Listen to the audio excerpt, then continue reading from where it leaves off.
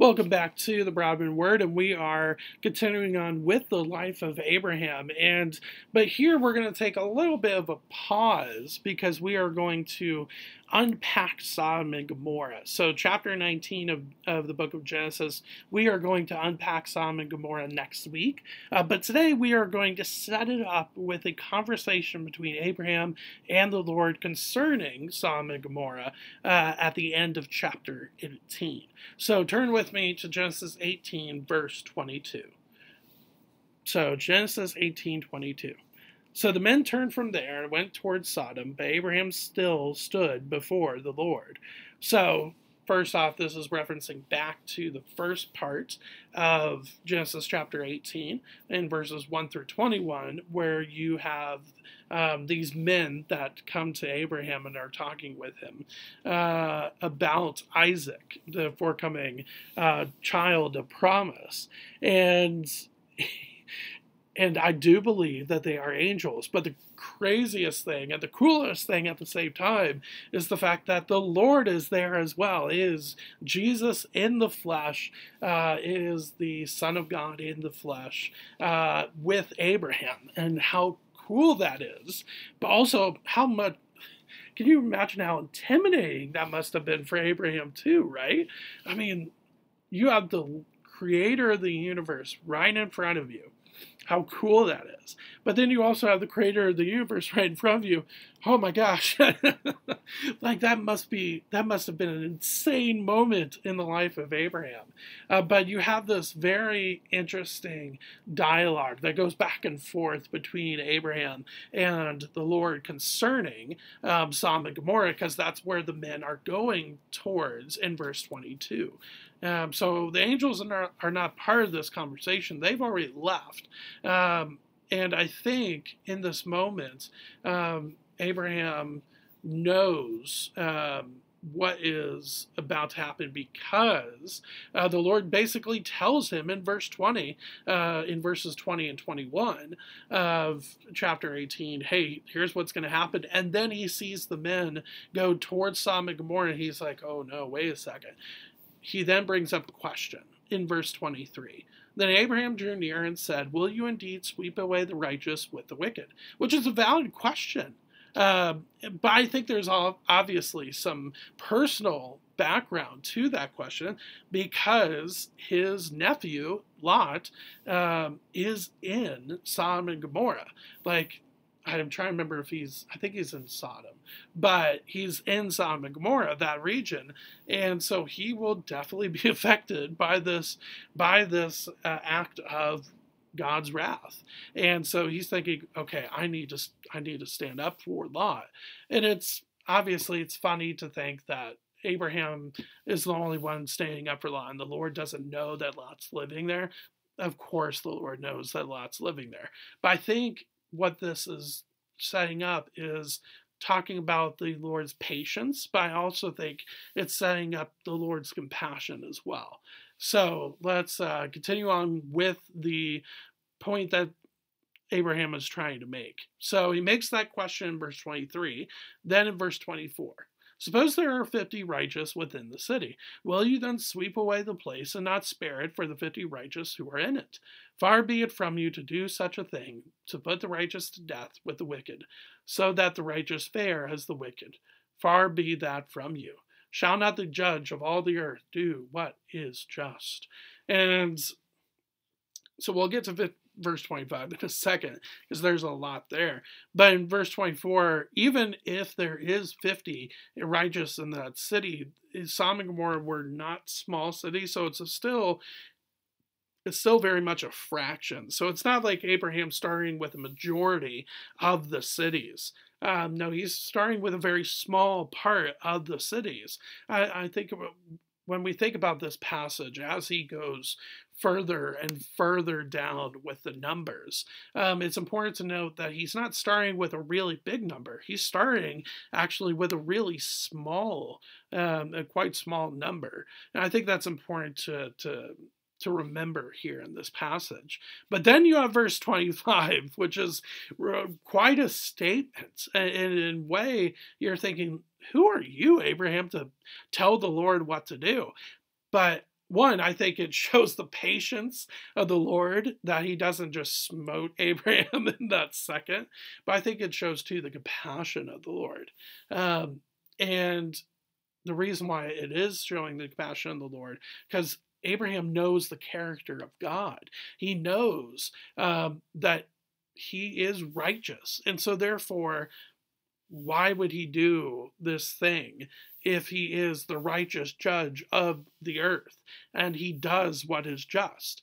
And again, I think there is a personal, how should I put it?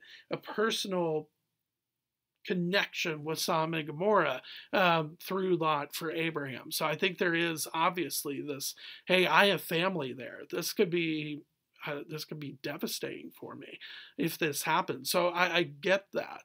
And I think that is a lot what he's coming at. But he's also making a point too. But I think he is showing the problem of pain, or the problem of evil. The problem of pain was written by C.S. Lewis back in the day, and the conundrum that brings up with this idea that righteous people that are following after Christ are sometimes looped in with the judgment that goes to non-believers. Is that just? And in a way, you would obviously say in our finite minds, no, that's not just. But in a way it is, because one, we don't deserve grace or mercy. We don't deserve that. So the fact that we even get that through Jesus alone is a blessing. But then you have it a little bit more but then that gives us as believers a chance to show how to respond to trials, and some trials that we didn't have any part to play with. But that gives us a chance to show what it means to be a follower of Jesus. I think that's kind of what we're possibly seeing here. And hopefully that's what we see from Lot in chapter 19. Kind of, sort of, right? So we'll get to that next week. But let's see how the Lord responds. Verse 26 to the 50 righteous question from Abraham. Verse 26, and the Lord said, if I find at Sodom 50 righteous in the city, I will spare the whole place for their sake. So he says, yeah, I'll do it. Does that mean he changes his mind? No, but it just means that God is compassionate. He is open to showing and pouring out his compassion, but he's also open and ready to pour out his judgment as well. So it's not that he's changing his mind. It's just, hey, I am God, and I am both compassionate and I'm both gracious. I'm both compassionate and gracious, but I'm also just and will bring out judgment upon my enemies. He's both of those things. So it's not changing of mind. But Abraham wants to keep going. So verse 27, Abraham answered and said, behold, I have undertaken to speak to the Lord, I who am but dust and ashes. Suppose 5 of the 50 righteous are lacking, or 45. Will you destroy the whole city for lack of 5, or 45? And the Lord said, I will not destroy it if I find 45 there. And I think it's interesting how Abraham describes you and I, that we are dust and ashes. He's taking that from the creation account of Adam in Genesis chapter 1. He's taking that from that point where Adam was created from dust and ashes.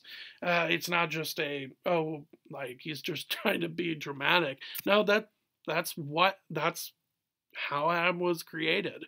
And so he's adoring the Lord at the same time as giving his plea or his prayer or his supplication. This is, in a sense, a prayer, this whole entire section. I think that's really, really cool to see.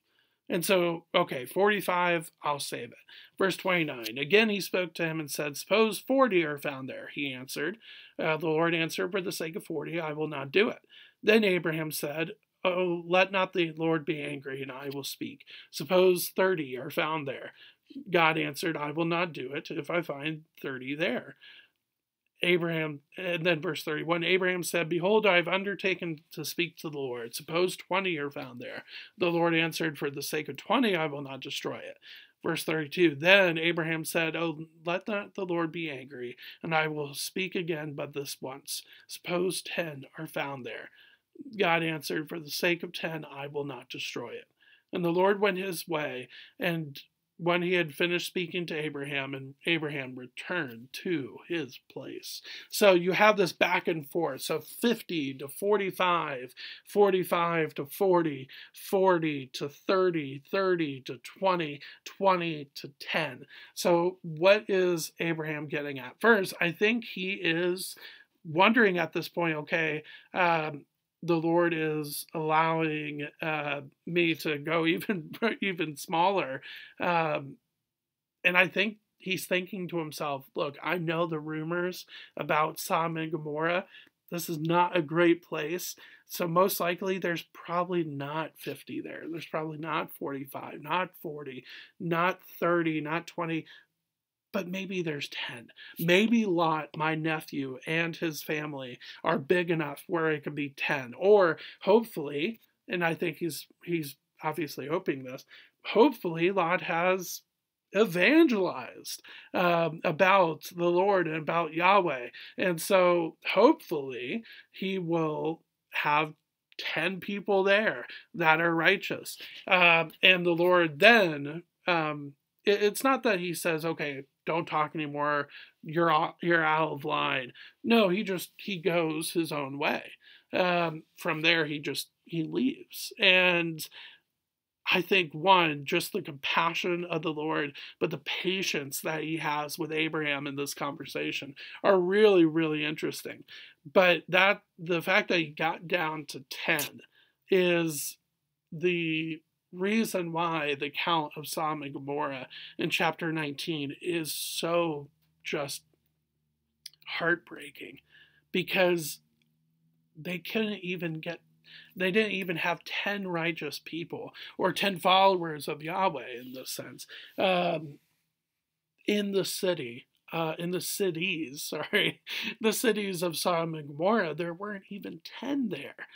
And yet you have Abraham's nephew Lot living in those cities. And yet there's not even 10 followers of Yahweh. Because I think when we see righteous here, it's not just people that do good things. Because again, what is credited as righteousness to Abraham in chapter 15 and in chapter 17 too with the covenant, but what is credited to Abraham as righteousness, it's his faith. It's not what he does. It's the fact that he believes and trusts and follows Yahweh. He follows the Lord. And so it's not good people that are going to, that are being talked about here. It's followers of Yahweh. And the fact that there's not even 10 in these cities just shows you the depravity of Sodom and Gomorrah, but also, I think, the failure of Lot to be an evangelist. But we'll talk about that next week. So there's a couple things that we're going to break down with Sodom and Gomorrah next week. So both Tuesday and Thursday, we're going to be looking at Genesis chapter 19 and Sodom and Gomorrah. But thank you for spending time with me today as we wrap up chapter 18 in Genesis and continue on with the life of Abraham. I will see you next week, but I'll see you with Brown and Word tomorrow as well. Thanks.